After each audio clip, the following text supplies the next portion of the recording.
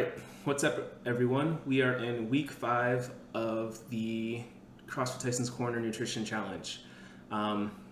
This is the week where it starts to get real, right? The first 3 weeks was kind of a honeymoon phase. I can measure everything, I can do this, I can eat all the foods that I avoid all the other times of the year.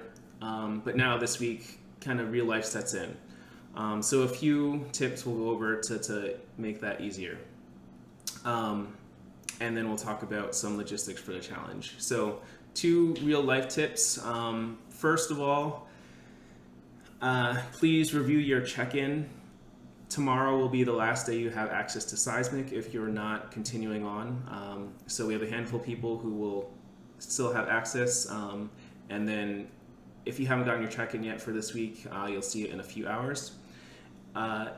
And lastly, in terms of making this something you can do long term, there was a lot of questions about I'm away from my computer or I'm away from my scale. I don't know exactly how much food I have, or I decide to take a drive to a park and enjoy a nice meal, picnic, but I didn't measure or bring my scale with me.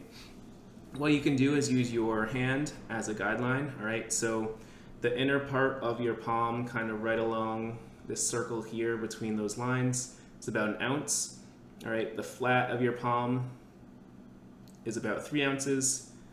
If you make a fist, these first 2 fingers of that fist is about half a cup. Your whole fist is about a cup. Your finger, the tip of your finger is about 1 teaspoon. The tip of your thumb is about 1 tablespoon. So these measurements don't have to be perfect. It's just a way to stay on track and keep that motor skill up of entering your food if you want to keep tracking. All right, second tip is to try and set up your environment to make as few choices as possible. So I've had to travel a lot for work, and travel is a good example because it's possible to eat well, but you just make so many decisions that by the end of your trip, you're just burnt out, right? And so in real life, it's the same way. If you're constantly having to decide between a celery stick and a Five Guys burger with bacon and fries, right, as you walk down the concourse, then after a while, you're going to get tired of making the good choice for you.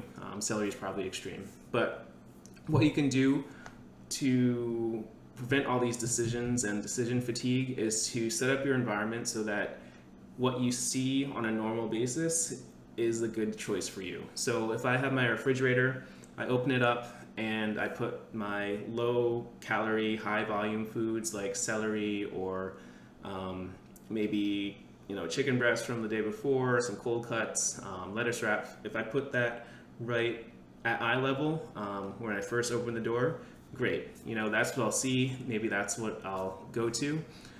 If I put my high calorie trail mix and that fatty ribeye that I'm gonna have, or the leftover slice of pizza, I'm probably gonna eat that right away, and I have to actively look away from that to make a better choice. All right, so we want to set up our environment in a way that our choices are minimized and our good choices are just right in front of us. So one other example of that is, we all have our snacky foods that we like. One thing you can do is to measure out your snacks ahead of time. So have some tortilla chips here, not a great choice, but sometimes you just want something salty, something crispy. So measure out 1 serving, 14 chips. I grab the bag, I eat the whole bag. Don't have to feel guilty about it. If I take the whole bag and just reach in and grab a handful, probably gonna eat more than 14 chips.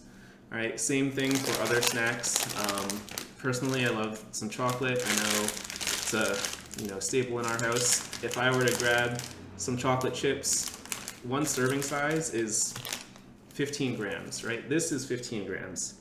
You can barely see the chips. So if I were to just have a few shakes of that bag, I'm probably over that serving size really, really fast. But if you can portion out your snacks, whether it's nuts, chocolate chips, tortilla chips, those relatively bad choices if you eat a whole lot of it. Portion those out so you can just grab a small serving and you don't have to think about it. All right, last thing for today, Raffle entry. So people continuing with Seismic, just keep tracking in MyFitnessPal. I'll see your entries and you'll be entered into the raffle.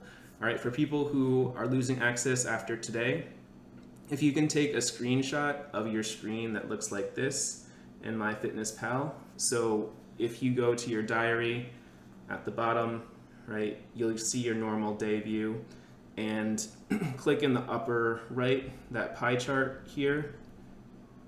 That takes you to what will probably be a day view of what your macros look like. And then instead of that day view, change it to week. Take a screenshot of that picture and post that to Slack. All right, you can either direct message me or post it to the group if you want to share. You're feeling proud of how close you came to your targets this week. Awesome. All right, so that's all I ask. So keep tracking your food in MyFitnessPal for everyone. If you have access to Seismic, you'll still have your weekly check-in. If you don't have access, just take a screenshot of those macros, post it to the group.